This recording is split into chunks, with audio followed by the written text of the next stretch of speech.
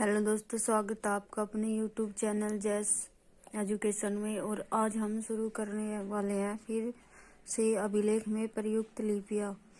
अभिलेख में प्रयुक्त लिपियाँ सबसे पहले है ब्राह्मी लिपि। कौन सी ब्राह्मी लिपि? अशोक के अधिकतर शिलालेख ब्राह्मी लिपि में है। यह लिपि बाएं से दाएं लिखी जाती है। बाएं से दाएं लिखी जाती है। फिर दूसरे नंबर पर है खरोष्टी लिपि। अशोक के कुछ अभिलेख शिलालेख खरोष्टी लिपि में है जो दाएं से बाएं लिखे जाते हैं। जो दाएं से बाएं, ये क्या थी? बाएं से दाएं। और ये क्या है? खरोष्टी लिपि में है दाएं से बाएं।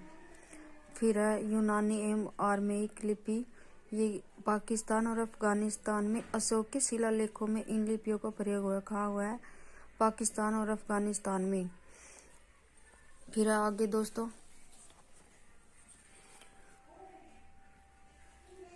मौर्य सम्राट अशोक के अनेक अभिलेख देश के विभिन्न भागों में मिले हैं, जिनसे उसके साम्राज्य की सीमा, धर्म और शासन नीति पर प्रकाश पड़ता है। फिर उदयगिरि से प्राप्त हाथी गुफा अभिलेख से कलिंग नरेश खारवेल की उपलब्धियों के संदर्भ में जानकारी प्राप्त हुई है। क्या है? उदयगिरि से प्राप्त हाथी गुफा अभिलेख से कलिंग नरेश खारवेल की उपलब्धियों के संदर्भ में जानकारी प्राप्त होती है। फिर शक छत्र रुद्रदामन के जूनागढ़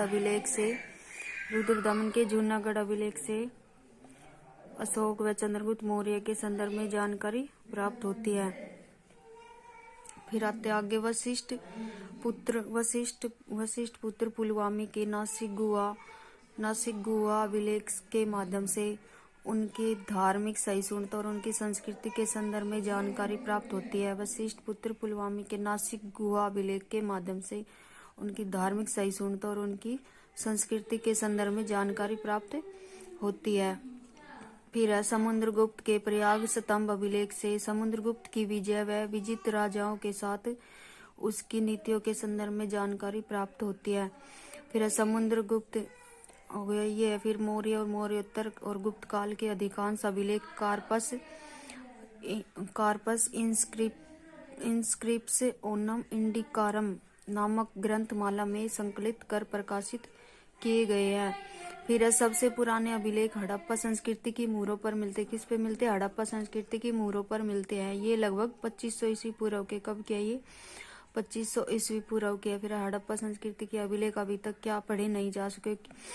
ये इस क्यों नहीं पढ़े जा सके दोस्तों? क्योंकि ये भाव चित्रात्मक है, मतलब विचार और उसकी वस्तुओं के चित्र के रूप में व्यक्त किया जाता था, जिसमें विचार और वस्तुओं के चित्र के रूप में व्यक्त किया जाता था। फिर सबसे पुराने अभिलेख जो पढ़े जा चुके हैं वे ईसा पूर्व 3री सदी के अशोक के शिलालेख है। किसके? अशोक के शिलालेख है। इन अभिलेखों को पढ़ने में सर्वप्रथम सन 1837 में जेम्स प्रिंसेप को सफलता मिली थी। किसको? जेम्स प्रिंसेप को।